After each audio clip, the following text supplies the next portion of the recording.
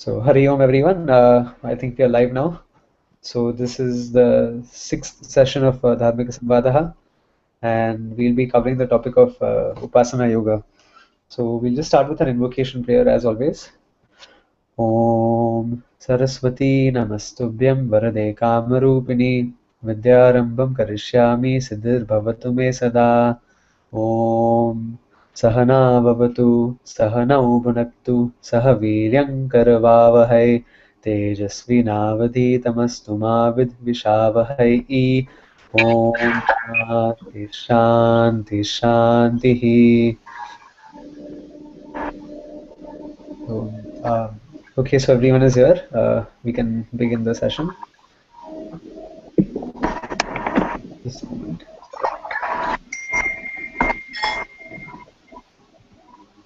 And so I'm going to share my screen presently.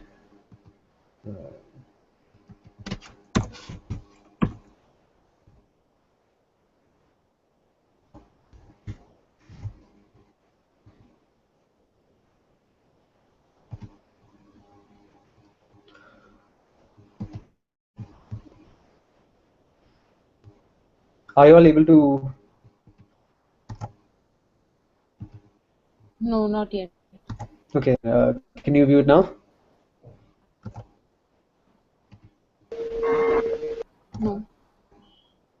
Yeah, now we can. Sorry, I muted by mistake. Can you unmute yourself? Gunjanji, sorry, just like click the button. Okay, now everyone's able to view the screen, right? Just want to make sure that everyone's seeing it. Yeah, Okay. I think we are. Yeah. You good? Okay, excellent. So, last time we covered Karma Yoga, and for whoever missed it, just briefly summarize. Actually, I forgot to mention one important thing last time, that, to summarize the entirety of Karma Yoga is simply proper actions backed by the proper attitude. So, anytime you perform an action, the quality of the action will change based on the attitude you perform it with. And we did cover that. We did not speak about the Ishvara Prasada Buddhi and Ishvara Arpana Buddhi. So, usually any action that we perform, the attitude of Karma Yoga is such that you perform it with an action to give it as a prasadam to Bhagwan. So, for instance, if you are going to your job, or if you are driving, anything that you do, you just, arpan, give it to Ishvara, that, whatever I'm performing, I dedicate it to you. And so this action brings a lot of mental purity. It's for chitta shuddhi. And subsequently, anytime you perform an action by dedicating it to Bhagwan, the results themselves will be received from Bhagwan, right? So when you cook food, you don't usually taste it before you give it to Bhagwan, and then everybody shares the prasadam. Same way, anytime you perform an action, there will be a corresponding result that comes along with it. And so when your action is a dedication, then the result will also be a prasadam. And a simple example I can think of is that if you go to a restaurant and people are ordering food, and then maybe the food might be too spicy, it might be too cold, it might be too sweet. There are numerous reasons for which you can complain, and you can scold the waiter, you can argue with people about it. But when you go to a temple, even a small grain of sugar, you take it very gracefully, and you take it very thankfully. So this is what you call prasada buddhi, that any action and any result that you receive as a consequence of your action is taken with a deep sense of grace and respect, and with equanimity. There are no complaints about it, because whatever is there is simply a result of our own actions. You cannot complain about life in that sense, because anything that you receive is nothing but your own actions that are bearing fruit. So this brings about a lot of emotional maturity in people who perform their actions with an attitude of karma yoga.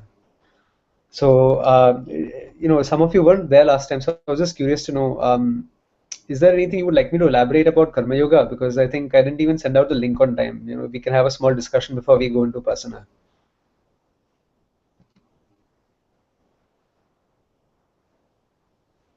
Gunjanji, you weren't there last time, right? So is there anything you would like to have clarified on, or did you watch the video? Yeah, I saw the video. Okay, all clear on that, right? Yeah. Okay. So, then we can start with the main Upāsana. So from what you've heard so far, or what you've encountered, can you give an idea of what you think Upāsana yoga is? either you or Somyaji, who was able to respond.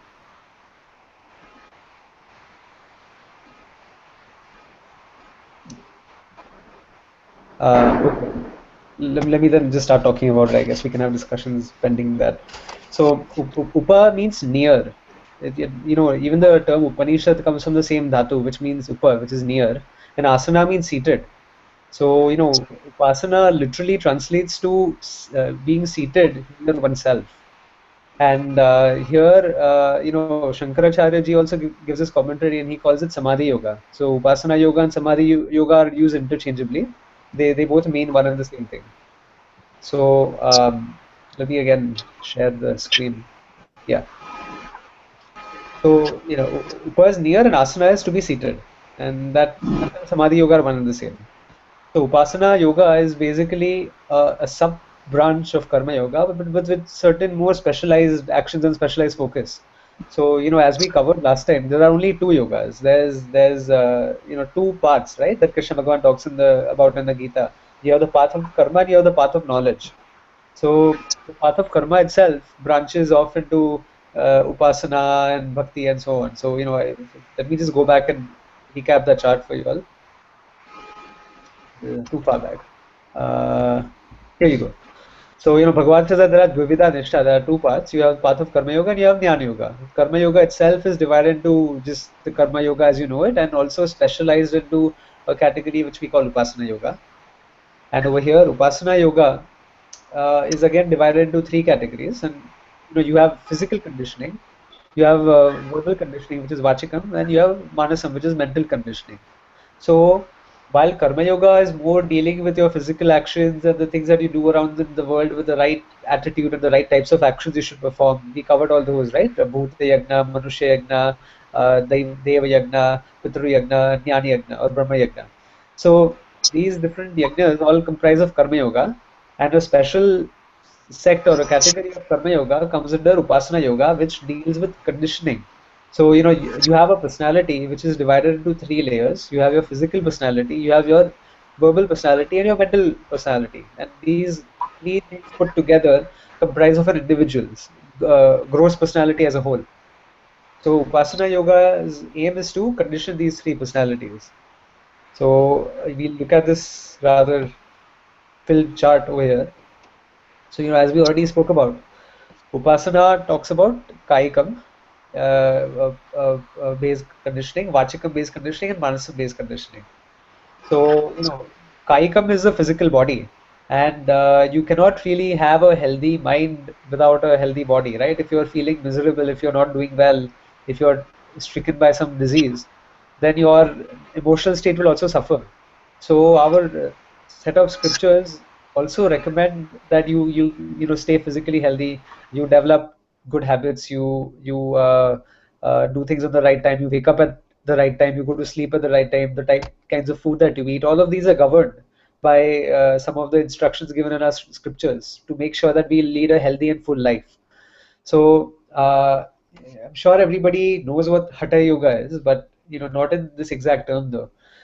The yoga that you're most familiar with, when someone says I'm going to yoga class, they actually mean Hatha Yoga. Hatha Yoga is a physical aspect of yoga where you are conditioning your body physically and you are making your limbs and your bones and everything supple. So if your physical body is free of pain and free of disease, then you'll be able to pursue other activities.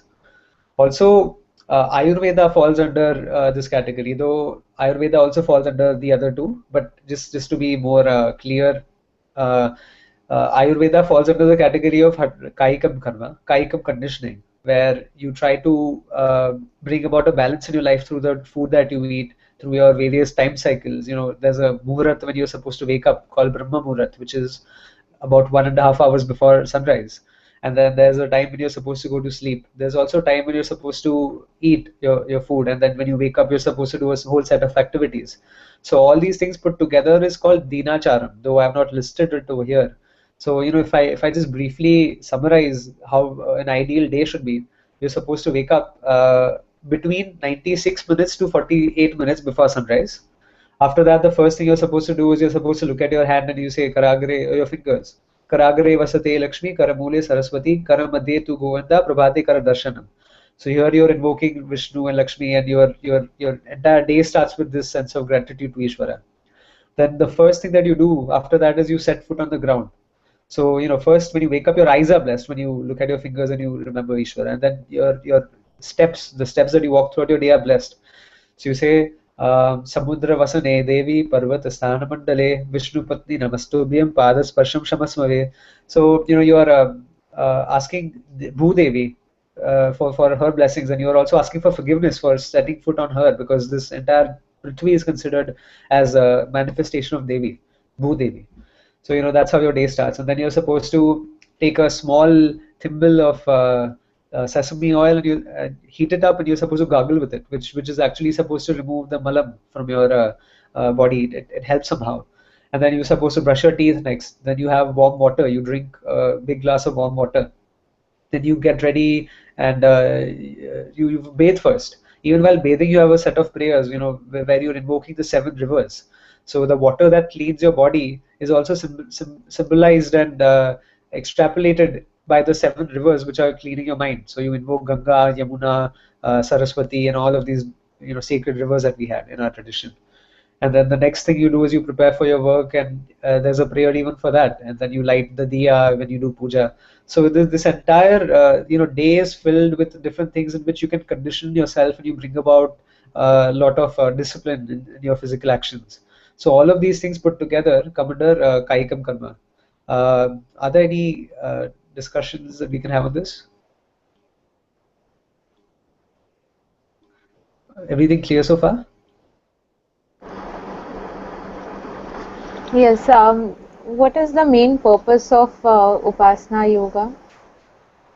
Upāsana yoga, excellent question, Unnati. Upāsana yoga is basically to bring about a conditioning and integration of your different personalities. So, you have a lot of people in life that you come across where you see that they have split personalities, right? They live one sort of life with a different set of people, and then in their own privacy, they may be quite different. So, Upāsana tries to bring about one wholeness, make you a complete person, make you a complete integrated person as an individual, as a personality, so that you don't have any internal conflicts inside. So, if you, for instance, if your physical well-being is not good, it's very difficult to also be emotionally stable, right? Because your how you feel, how your body feels will affect your mood, and vice versa. So the aim of Upāsana yoga is to bring about this integration between your various personalities to make you one congruent whole, so that you can go and pursue your other activities with more vigor and with more efficacy. So, that's why the Kaikam is trying to condition your physical body, Vachikam is trying to condition your speech personality, and your Manasam is trying to condition your mental personality. And all of these 3 personalities put together make up the individual. And when the individual is one whole, then he is able to lead a very meaningful life. So Upāsana yoga tries to really bring about this wholeness and completeness in the person, so that he may be prepared to receive jnanam. So, excellent question, by the way. Oh, thank you. So with that, we cover the Kaikam portion. Vachikam is the speech personality. A person may have really good physical habits. He may wake up on time, he may sleep on time, but he may have a very foul mouth. Many times you come across people where they are so loose with their tongue, and they are very free to abuse other people. It's very cheap language which you usually see around. So usually this kind of conditioning is also necessary to bring about congruency in a human being. So, our scriptures recommend Satyam Bruyat. You always speak the truth. Whatever you do in life, you don't have any motivation to lie, because you realize that what I lose from telling a lie is far more than what I will gain by telling it. You develop a strong sense of values, ethical values, for telling the truth always. After a point, what you tell a first lie, you tell a second lie, it keeps getting easier. You become conditioned to be a habitual liar, or any bad habit for that matter. The first time you smoke, it might be okay, you're not addicted to it yet, but the more you do something, the more you get addicted to it. So it is good to break free from this, because Satyam is defined on 2 levels. You have Vyavaharikam Satyam, which is telling the truth in the Vyavahara, in your transactions, day-to-day transactions. And the second Satyam is Paramarthikam Satyam, which if you've been exposed to Vedānta, it talks about Brahman. So Satyam, you can only access and you can only assimilate the Paramarthikam Satyam if you are able to live a life of Vyavaharikam Satyam. So if a person lies, that means there is some hidden motivation behind. Otherwise, you don't have a good motivation to lie unless it's for your personal gain. So usually telling the truth is symbolic of a very pure and very what do you call it? You have a good self-image of yourself, and you're able to deal with the truth. You're able to deal with others on the correct terms. You don't have to hide behind things, and so your speech becomes very integrated when you tell the truth. The second thing is you may be used to telling the truth, but you may not do it sweetly. So if you see somebody on the road and you say that's an ugly dress, yes, it might be true, but it's not a very nice thing to say. So when you tell the truth, you should also say it sweetly, and that is called Priyam Bruyat.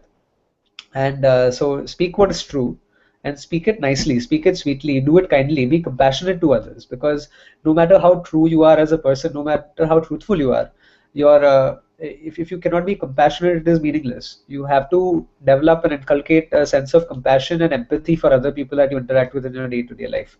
So this also comes under Priyam Bruyat, which is a Vachikam conditioning. And finally, Hitam Bruyat. So say things which are helpful to others, say things which are useful to people. I heard this story about Chanakya, that Chanakya was the minister of Chandragupta Maurya. I think he lived about 2,500 years ago, probably shortly after the time of Buddha and Mahavir. So Chanakya was a great minister, and once a person comes running to him, he says that I have some news to share with you. So Chanakya is asking him that is it true? And that person says, I'm not exactly sure, but this is what I heard from somebody. So he says, okay, so you're not exactly sure about the news being true, and yet you want to share it. Sure, tell me, does it say something good about somebody else? Is it kind? So he says, no, it's actually a rather scandalous story. So he says, okay, so you want to share something with me which is neither true, nor are you sure if, nor is it kind and compassionate. So tell me, is it going to be of help to me or somebody else, what you're trying to share? And he says, no, I don't really think it's helpful. So Chanakya again questions him that, so you want to share something that's not true, or probably not true. You want to share something that is not compassionate, and you want to share something which is of no use to others. So do you want to think twice before sharing it? So, this is something that we should keep in mind always, that anytime you have a conversation with somebody, what is the purpose of it? What is the end result of your conversation? Are you just trying to have small talk? Are you trying to criticize somebody else? Are you trying to belittle another person? Are you trying to, elevate yourself by putting somebody else down? And these are all aspects of your speech conditioning which go into Upāsana yoga. So it is very important to have the physical conditioning for your body as well as condition your speech and be integrated on those two levels. Any questions on this so far? Well, in case of Satyam, which you said, there might be cases where lying might be unavoidable. Yes. So what should one person do in that case? So there's a great verse in the Mahabharata which says, Ahimsa paramo dharmaha. Ahimsa is the primary dharma of every human being. The first, this is called a dharma sankat, what you described right now, that when you have conflicting dharmas, that speaking the truth is a dharma, and also not hurting somebody else is another dharma, right? So one dharma has to trump over the other, and so the dharma which always trumps is ahimsa. Ahimsa does not mean absolute non-violence as Gandhiji put it. In fact, I categorically disagree with Gandhiji's definition, because it's not possible for us to be completely non-violent throughout our life. It's not possible. The air that you breathe right now, you're killing microorganisms. When you eat food, you're killing some of the plants. You're reducing the soil fertility.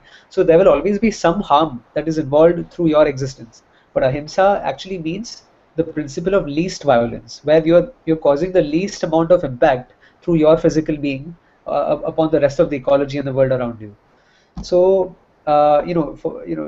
putting a case in point to your question, if a person's father, there's a person who's a soldier and his father has a heart condition, and during the war the soldier dies. So you go home and you talk to the father, and the father's just recovering from a heart attack. You're not going to tell him that your son has died, right? If he's asking for the well-being, you'll say, yeah, he's fine. Until the person is prepared and until the situation is right for you to break the news very gently. There's a time and place for everything. So sometimes you may also have to tell a white lie in order to protect a greater good. So, if the Satyam is not in keeping with Priyam, or it's not in keeping with Hitam, then you have to sometimes cover up that with a white lie. Another, very famous example which everybody knows of is Yudhishthira, right? When he's fighting the war. And Dronacharya is unstoppable. Nobody can stop Dronacharya on the battlefield. After Bhishma, he was the second greatest warrior.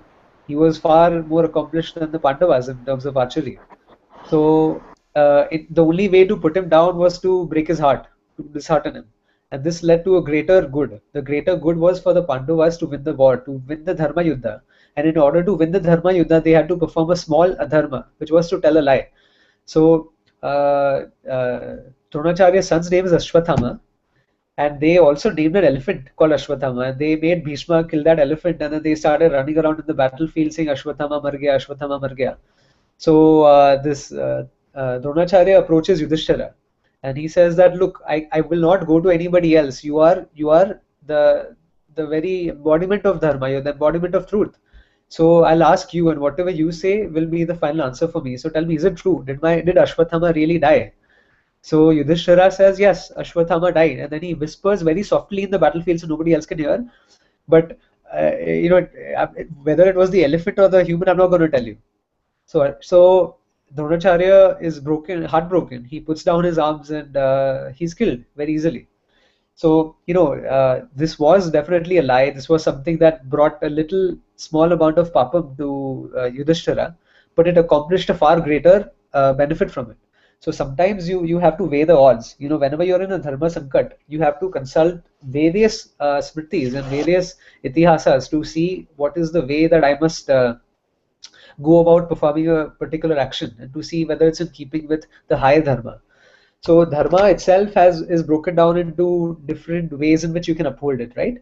The ultimate dharma here is to preserve the greater peace and the greater truth that is there, and to have a kingdom that can ensure peace and prosperity for many generations.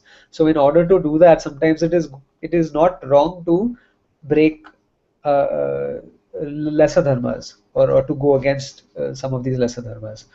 Another example you can think of is that if a person is coming to rob you at your place and he is coming to attack your family, if you have to beat the person up or incapacitate him in some way, that would again be dharma, because by not doing so you are leading to a greater amount of harm which would have been caused as a result of your inactions.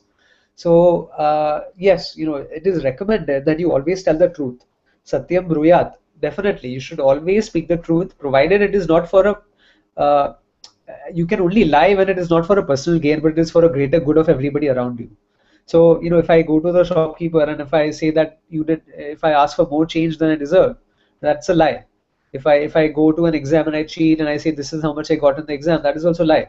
So these things which are for selfish and personal gains, you should never ever lie in those matters, never. But suppose you have delicate conditions, like I gave the heart attack wala example and other examples where the lie is accomplishing a greater good, then it is quite valid. So you really have to consult your acharyas, you have to consult your elders, you have to consult your scriptures, you have to consult the smritis, and you have to look at the examples that are given there, and you can set these archetypes to follow in your lifetime. Yeah, I see. It's a very delicate thing actually, sometimes to be able to know when to tell the kind truth. of difficult to weigh what is which approach should one take always, because not every time everyone is around for you to decide. Sometimes you have to take a call. So yeah, so in such cases it has been recommended that you go by past examples that have been set, right? So you look at the different characters in our itihasas, you look at the life of Rama, you look at the life of Krishna, you see how they have shaped off their lives and what decisions they have taken, and sometimes within reason we can also shape our decisions after their own acts. Like to win the war, if you recall, I'll narrate an incident from I think this is the 10th day or 11th day of Kurukshetra, and Bhishma is wounded badly, and Abhimanyu was killed. These people ganged upon him, and according to the rules of dharma, you're not supposed to gang up on an individual. You're supposed to attack a person face to face, one on one. Multiple people cannot fight with one person. And if you are on a horse, you can only fight another horseman. If you are on an elephant, you can only fight another person on an elephant. You cannot kill a foot soldier. So all these different Yuddha dharmas were in place. But unfortunately, when Abhimanyu was on the ground, people attacked him. They shot arrows at him from their chariots, and then they all kind of attacked him together. One second. Somebody's mic is... Yeah, that's better. So everybody attacked him, and Abhimanyu was Arjuna's son, and he died in the war. And Arjuna took an oath that there was a person who was responsible for, his name was Jayadratha, and he was responsible for leading everybody else away from the Chakravyuh. And Abhimanyu got trapped there, and everybody else was at a far distance, so nobody could come and rescue him. And so therefore he was directly responsible for the predicament that Abhimanyu was in and his resultant death. So Arjuna takes a vow that by tomorrow, if I don't kill Jayadratha before sunset, then I will self-immolate. So I will put myself into the fire and kill myself. So usually when this also goes under Vachikam, right? That it was a very stupid thing. I understand that he was emotionally attached. Anybody would be hurt by the death of the child.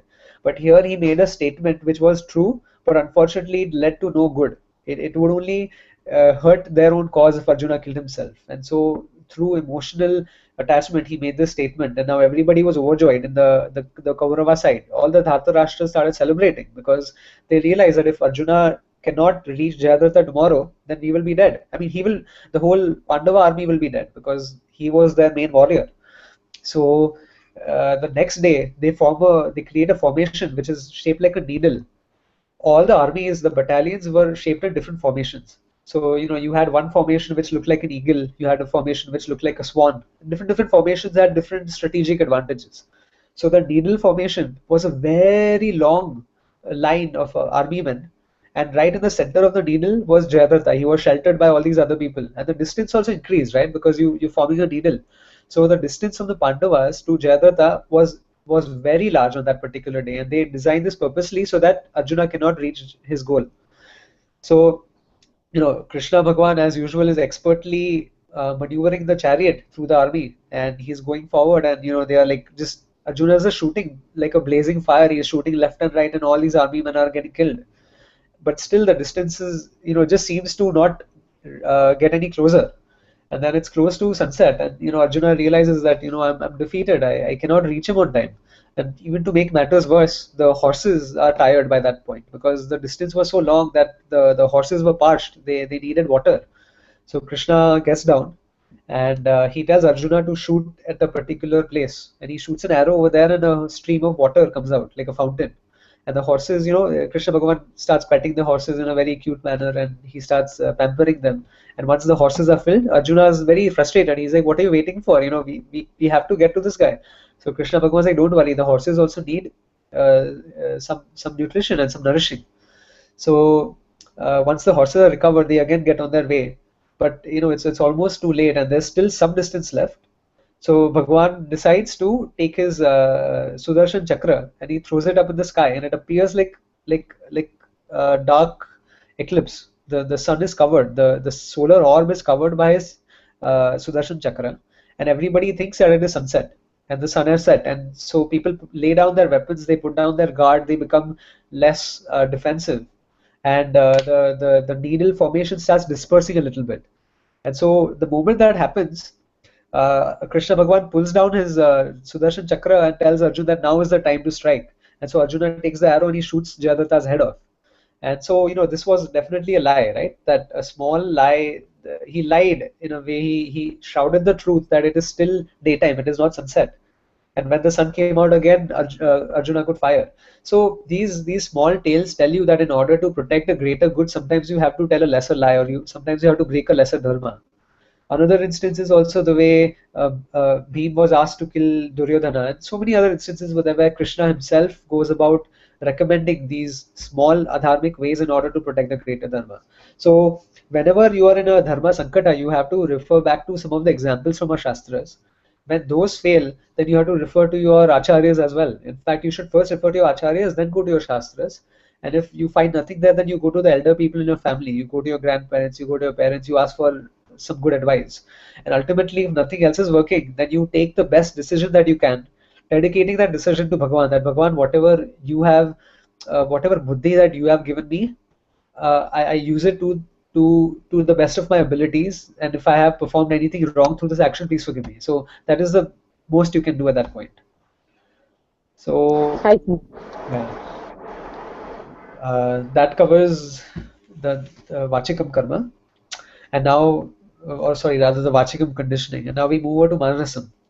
Manasam is mental conditioning. So first we looked at physical conditioning, where your physical body is in good shape. You looked at the verbal communication, where the words that you speak are very congruent with your values. And finally, we look at the emotional conditioning, the mental conditioning. So here, this is divided into two types. You'll have a set of meditations or different categories of meditations, and you'll also have something called Vaktapas. So Vaktapas literally means tapas means observing or kind of looking into. So sometimes you may have emotional negativity that is built up. You may have some kind of condition where you might be angry, you might be jealous, you might be upset, you might be insecure. All these different conditions of the mind are there, which needs to be analyzed. They need to be analyzed and they need to be sorted out. So Vaktapas allows you to look into the condition of your mind and to see where you're lacking, and to see your strengths and to see your weaknesses. And it also allows you to recognize what your weaknesses are. Because if I have to solve a problem, I first need to go about recognizing what it is. So when I recognize that these are the different conditions and issues that my mind is facing right now, then I can take a particular route to go and solve it. So the root cause recognition is called Vaktapas. And then we also have meditation. So a lot of people have misconceptions about meditation, where they think that somehow you will enter meditation and you'll wake up and you'll become enlightened. This is all asampradayik. It is not recommended by the Shastras. It is not a part of our Paramparic teachings at all. In fact, this is all New Age Vedanta, something that has come about in the last maybe 100 years or 150 years, where people started interpreting Vedanta in whatever way they wanted, and they came up with these different, I guess, interpretations of Shastra. But none of these interpretations are Shastric, nor are they Sampradayic. So the purpose of meditation is again mental conditioning. And there are four broad categories in which you can condition your mind. First is you relax, right? Relaxation meditation, the purpose of this meditation is to bring about a sense of peace and serenity, where you are more capable of being alert. You cannot be stressed out, and you cannot be strung out and like stretched from end to end in your life and still consider yourself as a jnani.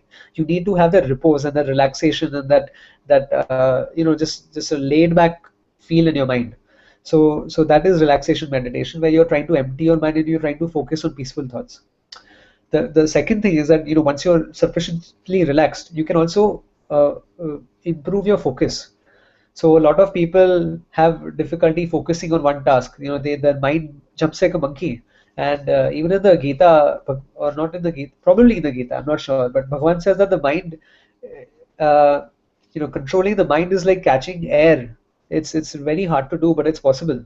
And meditation, upasanas, pranayama is termed as a cage, and the cage keeps the bird, which is the mind, in control. It keeps it in one place. So if you look at what is connecting your physical body to your emotional body or to your mind, it is the breath. Anytime you see that you're physically agitated, you're physically exerting yourself, your breath is also faster, right? You breathe very heavily. And when your mind is also agitated, you see that your breathing rate increases, it goes up. So both physically, like let's say you ran a 100-meter sprint, again you'll breathe heavily. If you're very angry at somebody, again you'll breathe heavily. The breath is interconnected, or rather the mind and the body are interconnected through the breath. And so once you learn to condition your prana, your vital air in the body, then you are able to condition your physical body as well as your mind, and you try to bridge them together. So the breath is the bridge between the mind and the body. We'll actually cover this further in the Sukshma Sharira chapter, but just touching upon that right now. So when you meditate, you start with controlling your breath. You start with controlling your you sit very straight. Your spine is erect. That is called Sukhasana, where you're sitting in a very comfortable position and your spine is erect, and your neck, your torso, and your head, they are in one line together. So this is very good for meditation as well. And so you have relaxation meditation, then you have focus meditation where you focus on a particular thought or you focus upon an object. There's something called Tratak Dhyanam, where you look at the eyes of a murti and you focus on that for extended periods, and your mind is completely immersed into what your eyes are focusing on. You can look at a flame also, right? You concentrate on a flame and how long you stare at it. That will also build you a lot of focus. Um, then you have you focus on a particular japa, like you say Ram Ram Ram Ram, and you focus on that one syllable or two syllables on that nama, and that way you can add focus. You can also focus on the meaning. So there are two ways to focus over here. First is that you focus on the sound, and the second is that you focus on the meaning. The mind can only focus at one thing at any given instant. You can focus on multiple things at different instants, but only at one thing on one instant. So when you are doing japa meditation, when you are doing a japa, then you can either focus on the nama or you can focus on the meaning. So whichever you prefer, you can do that. That's what Swamiji recommends. And then you have the third category of meditation, which is expansion meditation. So here, you're relaxed and you're also able to focus. And now finally you see that once you encounter some of the Vedantic truths, then you come to realize and understand that the whole Jagat is nothing but your own manifestation. So, first you remain seated in a very comfortable place, in a small room perhaps, and then you try to visualize that this entire body is pervaded by you, the self. And then you expand further and then you look at the room and see that yes, this whole self is pervading the room. And then probably your home, and then the neighborhood, and then the city, and then the country, and then the solar system, galaxy, the whole universe. And then you realize that all that is there in the universe is nothing but a manifestation of myself, and I am pervading it, I am bathing it, I am surrounding it, I am giving it its life. The existence that the universe has is lent by me. And so this expansion meditation tries to take away the smallness that you identify with. In your day-to-day life, you identify with your physical body, you identify with your emotions, you identify with your thoughts. All these identifications, they slowly start vanishing when you learn to see the truth in a larger way, in a larger sense, that I am the eternal Brahman, the beginningless and timeless Brahman. I have no beginning, I have no end. And so this is the expansion meditation where you start focusing on this through some exposure to Vedanta.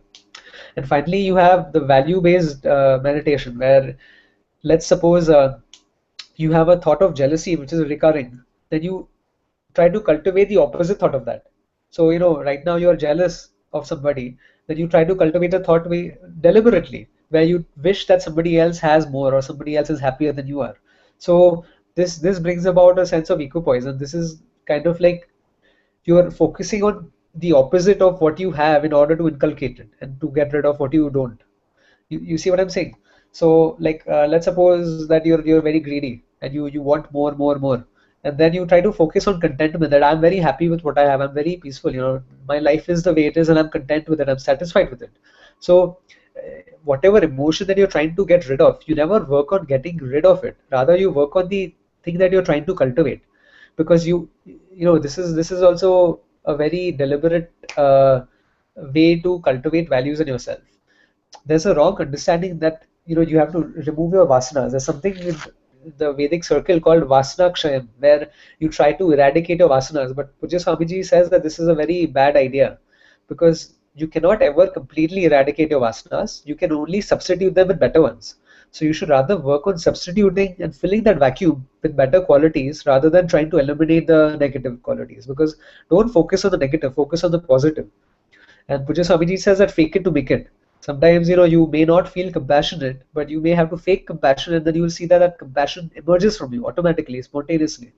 So with enough deliberation and with enough practice, these values become very natural to you. They become your second nature. So are there any thoughts on this so far? Yeah. As you said that these thought processes, one needs to check on them. So like most of the thoughts are inner, right? It's in you, and nobody can see these thoughts. So it's basically they are very much in you. So it's the whole responsibility, the onus lies in you to change or to transform these inner thoughts. And also the actions are based on your thoughts, right? Yeah. So do you think one needs to control their thoughts in order to project appropriate actions? This is actually wonderful. In fact, let me pull up something that Swamiji says, which is better than the way I can say it. Just give me a moment. He says, watch your thoughts, they become your words. Watch your words, they become your action. Watch your actions, they become your habit. Watch your habits, they become your character. And watch your character, it becomes your destiny. So ultimately, as you very beautifully put it all begins with a thought. Your thought is going to drive your words, right? The manasam will drive your vachikam, and your words Right. will also add into driving towards your physical actions, because usually you try to do what you say. So if you are able to control your thought right from the beginning, perfect. You can't really want anything more than that, because the thought is the root for everything else. The thought is the root for your speech. The thought is the root for your actions. The thought is the root for your habits. What is a habit really? A habit is simply something that you do repeatedly over a number of times, but it always starts with doing it once. So if you are able to control the first very instant when you do that action, then it doesn't turn into a negative habit anymore. So the habit of lying, the habit of stealing, the habit of self-deprecation, the habit of self-criticism, all of these things are habits which are formed. In fact, if you, Swami Paramārthānanda ji also said that depression can never be in the form of a single thought. A person cannot be depressed by a thought. Depression is a repeated flow of the same thought that recurs over and over and over again. So if a thought of sadness crosses your mind, you have no control over that. Absolutely not, because a thought will come according to your prarabdha karma, according to the vasanas that you cultivated. But it is completely in your control to stop the thought from coming again. So suppose a thought comes that, oh, this person has so much, I wish I had better than him. That's okay. It came once, right? Now you cultivate on removing that by cultivating the opposite of it. That okay, I'm very happy with what I have. Why should I complain? So this way, if you're able to control your mind at the thought level, then everything else becomes spontaneous. Nothing else is required. But unfortunately, that is the hardest thing to do, because controlling your thoughts is far more difficult than controlling your actions. I can physically, if I'm really upset at somebody, I'm very angry at what somebody did, I can control my response by not hitting him. But the thought that I want to hit him is harder to control than the action itself. So what the Shastras recommend is that you at least try with controlling your actions in the beginning, and then you move towards controlling your speech, and then you move finally towards controlling your thoughts. Because when you act compassionately, it also affects your thoughts, right? Your thoughts also affect your behavior, but your behavior will also affect your thoughts, because when I behave in a very positive manner over a repeated number of times, then my thoughts will also take the form of that positive behavior. So the behavior will influence my actions, and the behavior will also influence my thoughts, and the thoughts will also influence my behavior and my actions. So it's kind of like a positive loop, the other. So even if you Right. start acting compassionate in a very thoughtful way, then your thoughts will also become better. But you can also do it the other way around. So what is preferred in our shastra is that you focus on all these three at the same time: your body, your speech, and your thoughts. Because if you try one, then you'll be at one extreme, and then the other may not be fulfilled. So you kind of like, you know, put your eggs in all the Coordinate and baskets. Yeah, yeah.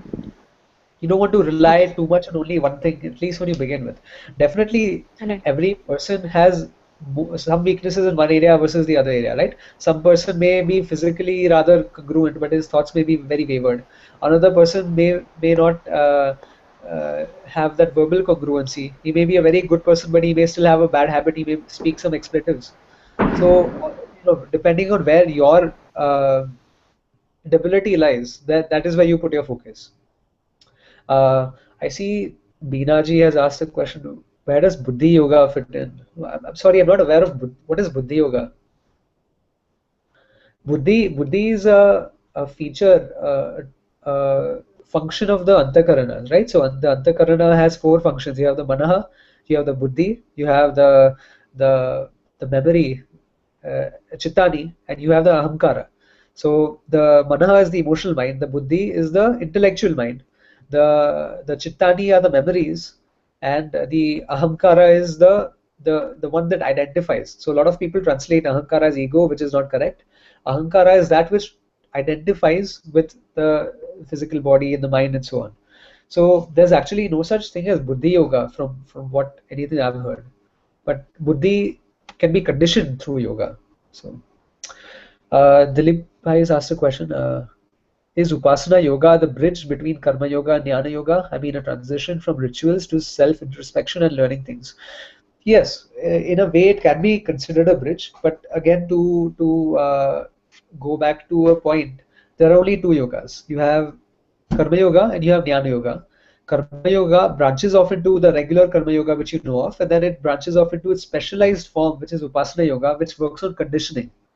So yes, Upāsana is a little closer towards Jnana yoga because Karma yoga conditions your physical body, it conditions your it conditions your habits, it conditions your raga and dveshas, while Upāsana yoga conditions your different personalities. So Karma yoga will quell the raga dveshas, it will quell the attachments and the aversions. And Upāsana will bring about integrity, and it will calm your mental projections. It will bring about added focus. It will help you to relax. It will give you a reposed and equipoised state in life. So that will definitely help you assimilate jnana better. So one of the purposes of meditation is not, again, to be very clear and to repeat, the purpose of meditation is not to become a jnani. You're not going to enter meditation and wake up the next day and become enlightened. You can't. The purpose of meditation is to help you assimilate the values and to also assimilate the knowledge that you have gained. So, Smita ji, can you mute the mic once? Okay, sorry. Thank you. So, Upāsana yoga is going to help you assimilate the values better, but the values have to also come from your act of karma yoga, and it also has to come from the jnana you gain, right? Because the sense of values also come from the knowledge. But when we talk about jnana yoga, we are in particular talking about Atma Dhyanam. And Atma Dhyanam can only be assimilated through Nididhyasana, right? So tomorrow your teacher will explain to you that you are Brahman, and then you enter into meditation, not to experience Brahman, but rather to assimilate the fact that yes, I am Brahman. You reflect on that thought constantly. That constant reflection is what is the value-based meditation, where you're inculcating the knowledge of the self. You're replacing the small self, which is the physical and the emotional I, with the larger, the real, the ultimate true self, which is Brahman. So when I enter meditation, the purpose of the meditation Upāsana is to assimilate the knowledge that is gained from Jnanam. The Jnanam is assimilated with the help of meditation. Though it is not necessary, it helps definitely. So ultimately, the goal of any Vaidika, the goal of a Vedantin is to gain moksha. And moksha can only be gained through knowledge. In fact, I will not say moksha can be gained through knowledge. Moksha is knowledge. The knowledge of the self sets you free.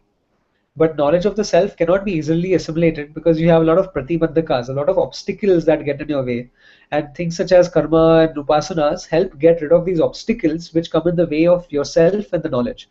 So you start off as an ignorant person, and then here is knowledge. And the entire bridge between ignorance to knowledge has a lot of obstacles in the way. These obstacles are removed through karma and upasanas, but the knowledge itself is the ultimate goal which sets you free. So Upāsana does form a bridge between your actions and knowledge, but it is only a means, not an end. Okay, thank you. Sure. I also have a question. Yeah. So it's a very basic question, and we keep hearing this again and again, that, like you said, knowledge sets you free. I really don't understand. How does knowledge set you free? What does it mean by knowledge sets you free and knowledge is moksha? Okay, so we have to define a lot of things here. First, what is your understanding of knowledge? Yeah, I mean, like, knowledge is the gyan, the ultimate gyan that we are talking about, right? Like when we say I am Brahman. Yeah. You know, the journey towards that. Yeah. So That's what does what that do? So okay. Right now you are identifying with your limitations, right?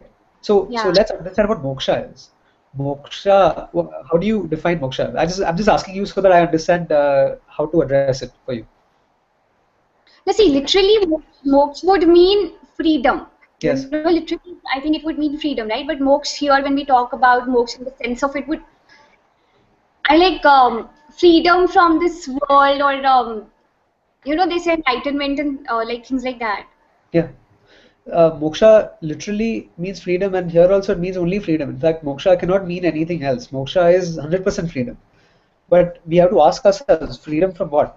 So freedom is not gained from the world, but it is gained from the worldliness, right?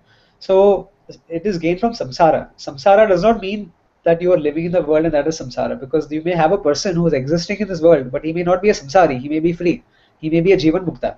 So people like us, we are all samsaris because we still have not assimilated the knowledge well. And a person who's a jivan mukta, though he exists in this physical plane, he is far beyond it. He knows that his truth is beyond the physical plane. He is the eternal truth of the entire jagat. So look at it this way: freedom can only come on three levels, and this, I guess, is more of a jnana yoga topic. But we can discuss it again in detail once more. Freedom comes from freedom from limitations, right? Freedom is always with respect to a limitation. So if I say I want to be free, I have to define what I want to be free from. The ultimate goal of any human being or any living creature in this jagat is only freedom. The person who knows that his goal is to gain freedom is a mumukshu. The person who wants this freedom and knows what it is a mumukshu. The person who does not know what it is, nor does he know where to get it from, he's just a regular jiva who's wandering about in life. So, we actually spoke about this in the very first session, the Purushartha, where, if you're looking for food, right? If you want to eat something, you're looking for freedom from hunger. If you're looking for companionship, you're looking for freedom from loneliness. If you're looking for entertainment, you're looking for freedom from boredom. If you're looking for wealth, you're looking at freedom from poverty. So actually, in truth, any positive can be defined as a freedom from something that you want to get rid of, right? So if I have to compress all these different actions that we do, take any action that you do, you're only doing it for the sake of freedom. The mumukshu is one who understands this basic truth. That ultimately I'm not seeking these individual things, but I'm seeking freedom, and unfortunately I'm seeking freedom through those things, right? So if I want to watch a movie and I feel that I'm seeking freedom from boredom, the common denominator here is that I'm seeking freedom. That's it. So the freedom is the common denominator for all your pursuits. Everything that you ever do in life is only driven towards this particular need, to fulfill the need of freedom. So now there are three main types of limitations, very broadly, right? The first is you're limited through space. You're spatially limited. You cannot take up more than one place at the same time. If I sit here, I cannot be sitting in Bombay, and vice versa. So I'm physically limited. I'm spatially limited. I'm limited in time. I'm born in 1987. I may die at some given time in the future. Who knows? So you, as a physical body, as a physical identity, are limited in space and time. You're also limited as an object, because not only are you an object having limitations, but you're constantly threatened by other objects. So right now, you heard the news of Ebola virus. So my physical body is threatened by this small strand of DNA, which is a virus or RNA, and that virus can cause chaos in my physical body. If a worm enters my ear, I'll have some problems. If a dog bites me, I'll have a problem. So if my neighbor blows leaves into my yard, I'll have problems. So constantly I have problems which are related to me being an object. So I have limitations physically, I have limitations in space, I have limitations in time, I have limitations in everything, right, that I do. So what I'm seeking is freedom from these limitations. So now the freedom from limitations is moksha. How can I ever be free from this world? If I exist in this world, I will always be part of the world, will I not? Yeah. So ultimately, right now, I am ignorant. I am an ajnani. I believe that I am this mind, body, sense complex. I am this jiva. I am a doer of actions. If I take myself to be a doer of actions, I will also take myself to be what? An enjoyer of the results, right? If I think I'm doing the actions, I will also think I'm receiving the results. Results are not always in my hand. Sometimes the result may be good, sometimes it may be bad. Constantly, you will suffer some loss in life. A loved one may pass away, or you may, your house may catch fire. Something or the other could happen in life. You may lose your job. You may, a few moments of happiness, and then again you have this big slump which is going to hit at you. And then again you'll have happiness for a while, again something will hit at you. So this constant cycle of samsara is always ever biting at you. That's called, they say there are three fires which are always burning you, right? You have jara, vyadhi and mrityu. So that prayer is Janma Mrityu Jara Vyadhi Piritam Karam Bandhane. You are praying to Shiva. So Jara is old age, Vyadhi is sickness, and Mrityu is death. These three things constantly affect us because we identify with the physical body. By Ajnanam, you are ignorant, you are self-ignorant. self-ignorance leads to something called adhyasa. Adhyasa is superimposition. Have you heard of adhyasa? No. Okay, so I'll give you an example of adhyasa. You must have heard of the rope and snake example, right? Yeah. So when I pass by on the street and I look at a rope, if it's broad daylight, if it's completely like say 12 in the afternoon or at noon, will I be able to see the snake? No, I'll see a rope because it's a rope. If I pass by at night when there's no light at all, will I be able to see the snake? No, I'll not see anything basically, right? I'm completely ignorant. So the night time is complete ignorance when I'm asleep in bed. Yeah. At noon, it's complete light, like complete knowledge, complete light is there. So I'm happy there also. I'm happy when I'm completely ignorant. I'm happy when I'm completely in the know. My knowledge is complete. But what about twilight when it's like about dusk and you're passing by and you see these shadows and then you look at the rope. Now it looks like a snake, right? So the only problem I have is when I'm partially ignorant and I'm partially knowledgeable.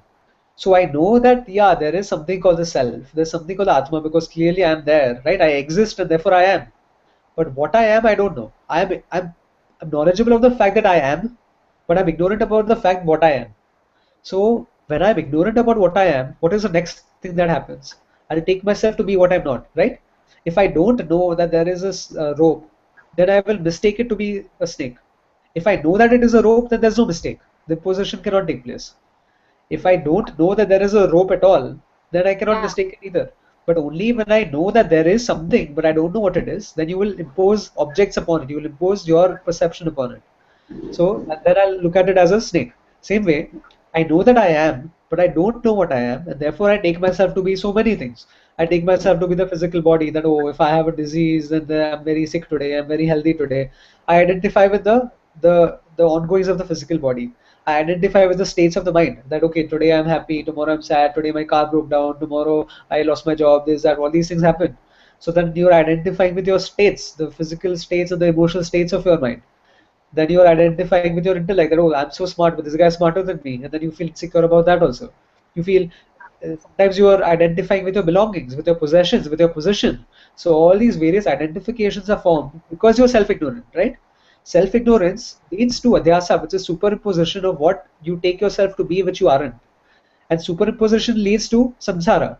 So look at the cycle. You start with ignorance, you go to superimposition, which is adhyasa, and then you go to samsara.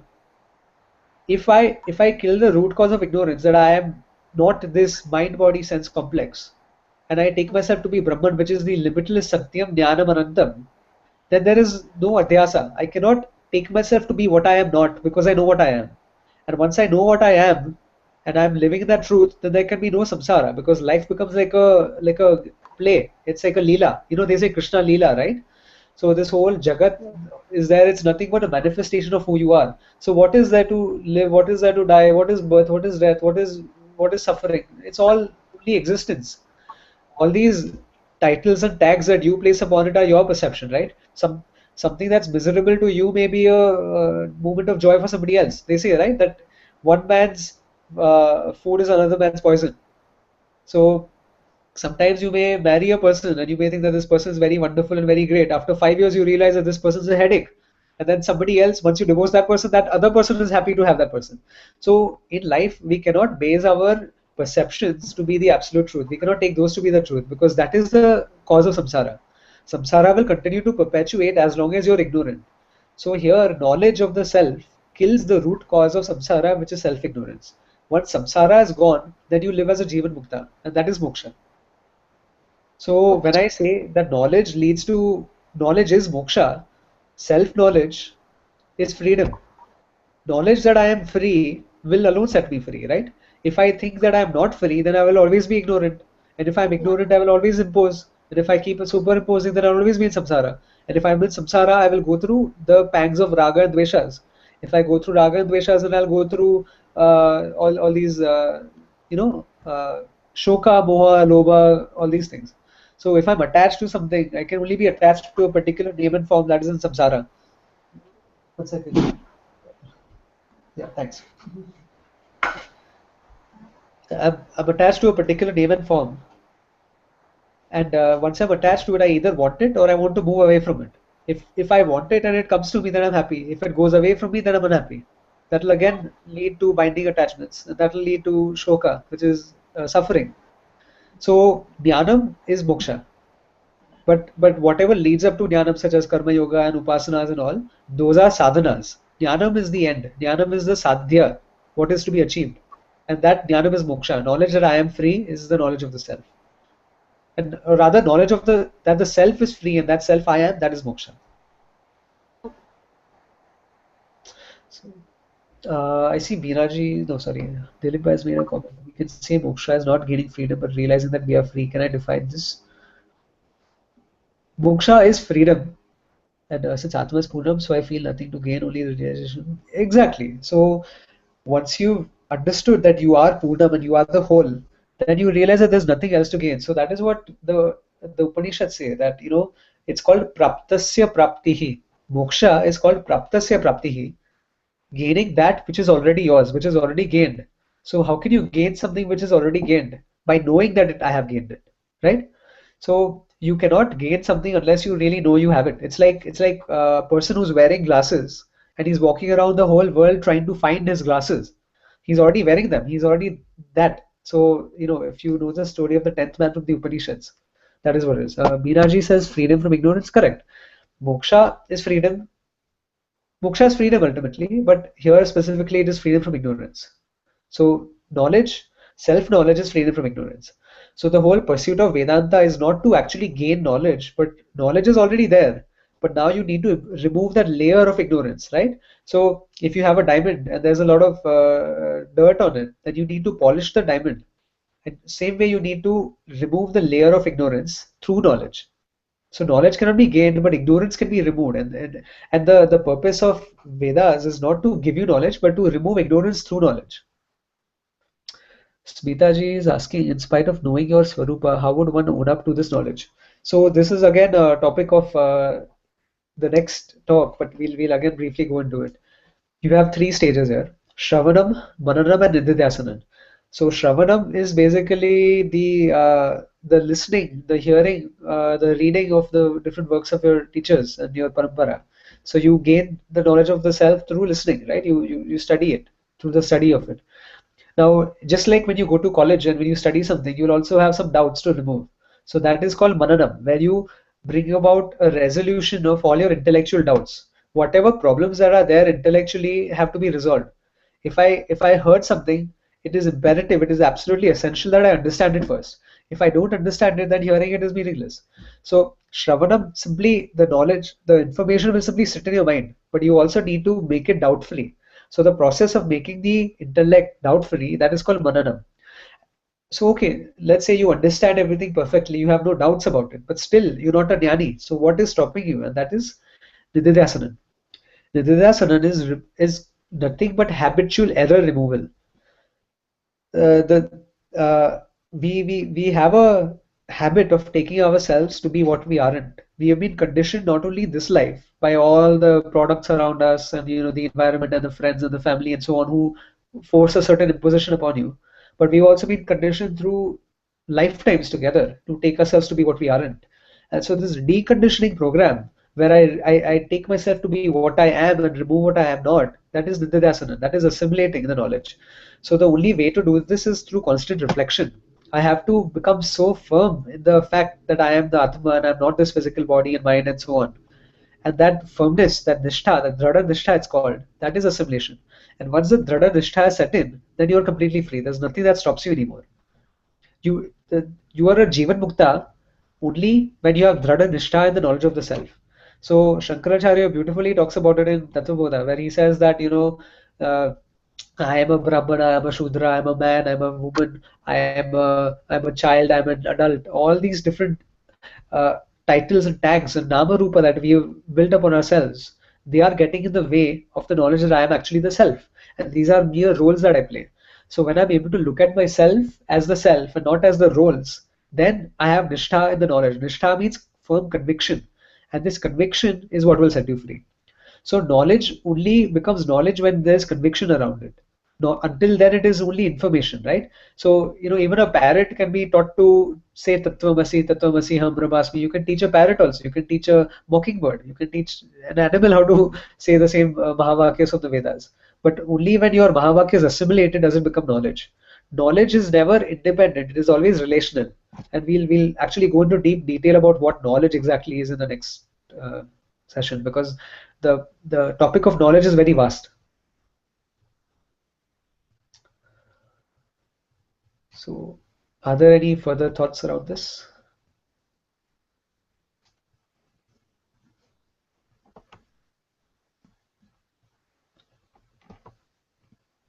Hello?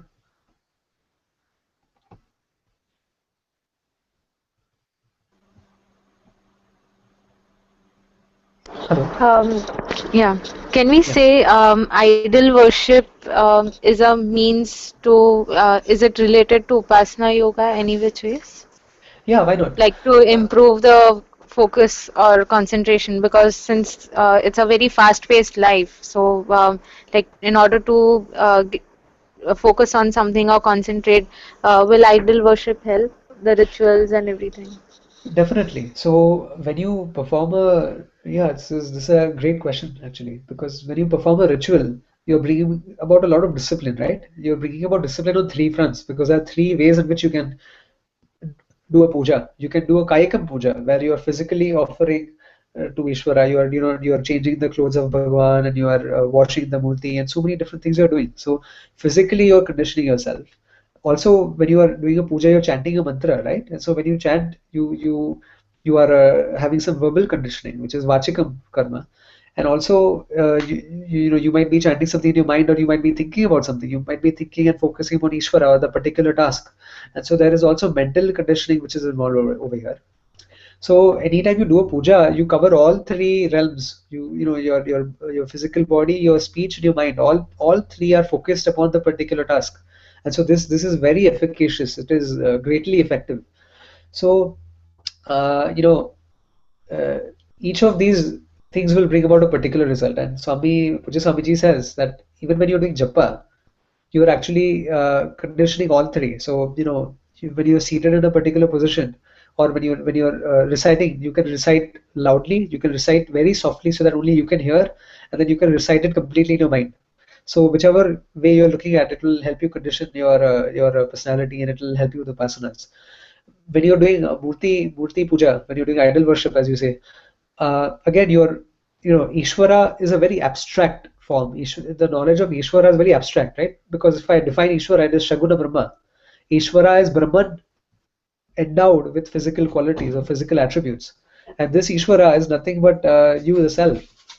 So you don't have to crawl, by the way, mom. Yeah, thanks.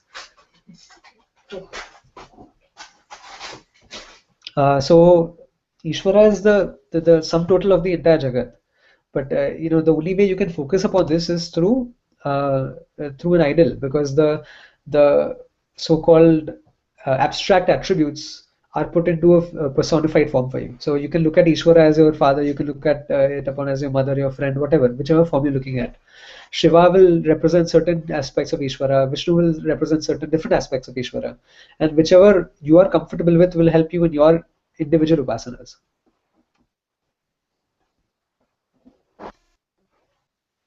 I see. Thanks.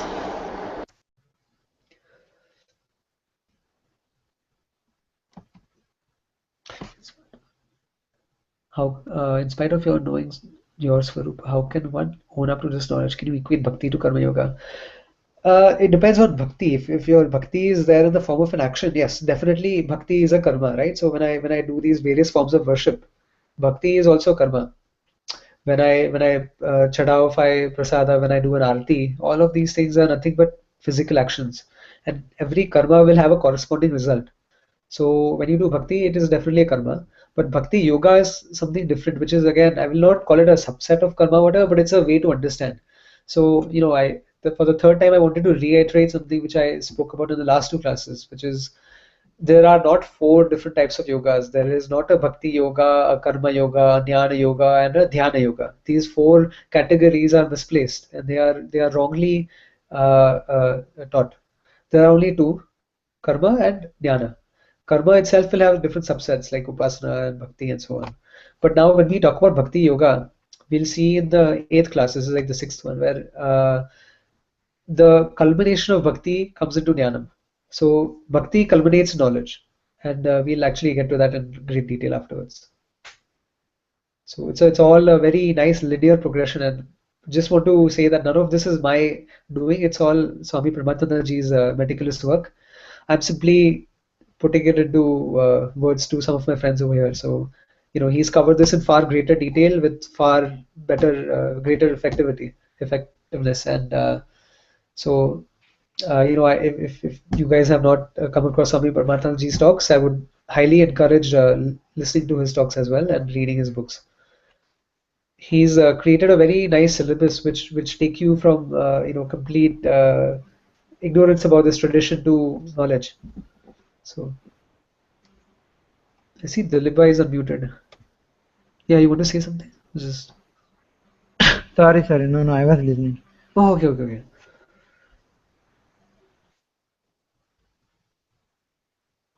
Could you suggest some of SPG's books? Yeah, definitely. So, unfortunately, Swāmi Paramārthānandaji has not come out with a lot of books. Rather, people have transcribed his books, so they are available somewhere on the internet if you really look for them.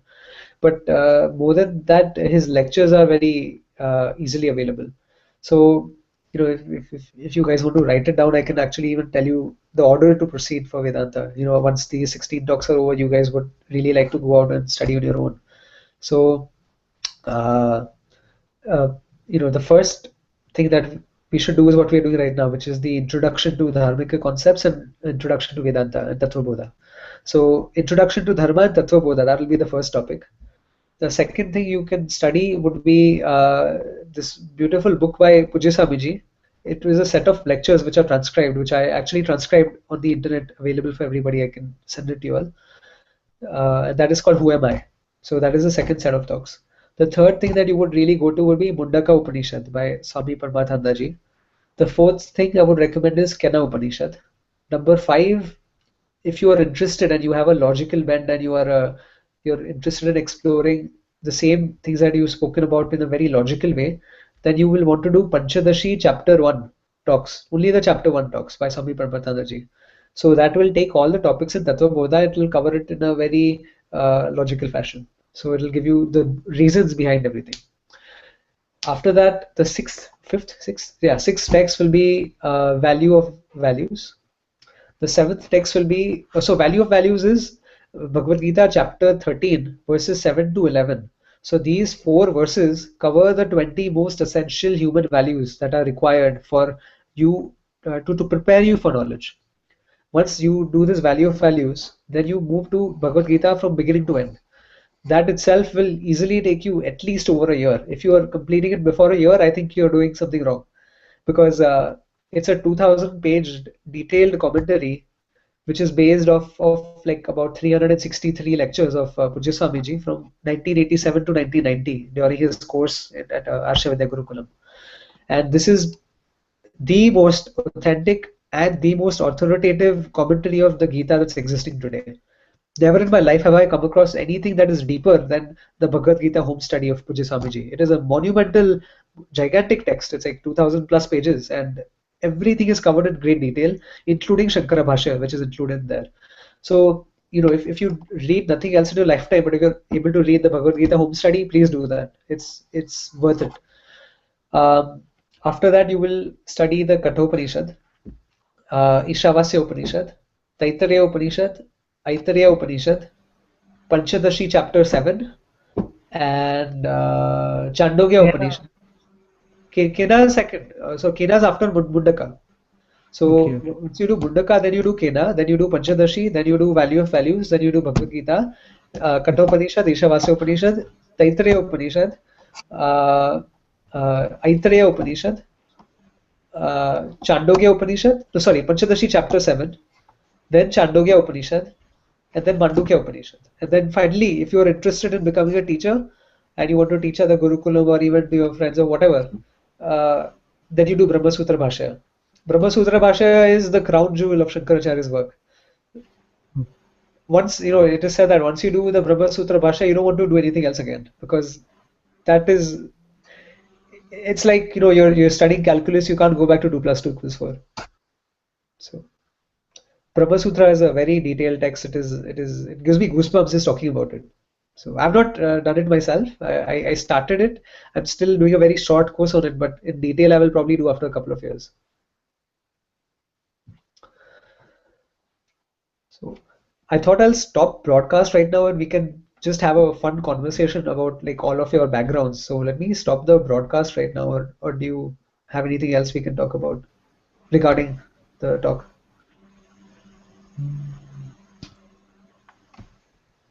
No, I don't have any doubts as of now. Okay. So then let's look at 1 second. So I'm just going to show you the screen once again for your sustained memory, the PowerPoint.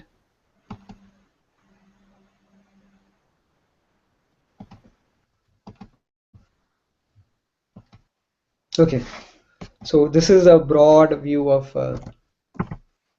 Upāsana that we covered today. Just summarizing, you have Kaikam, Vachikam, Manasam. Kaikam is physical conditioning, Vachikam is speech conditioning, and Manasam is mental conditioning, and these are the different aspects there. So, one final note. Swamiji says that, try to cultivate Daivi Sampat and work on discarding your Asuri Sampat.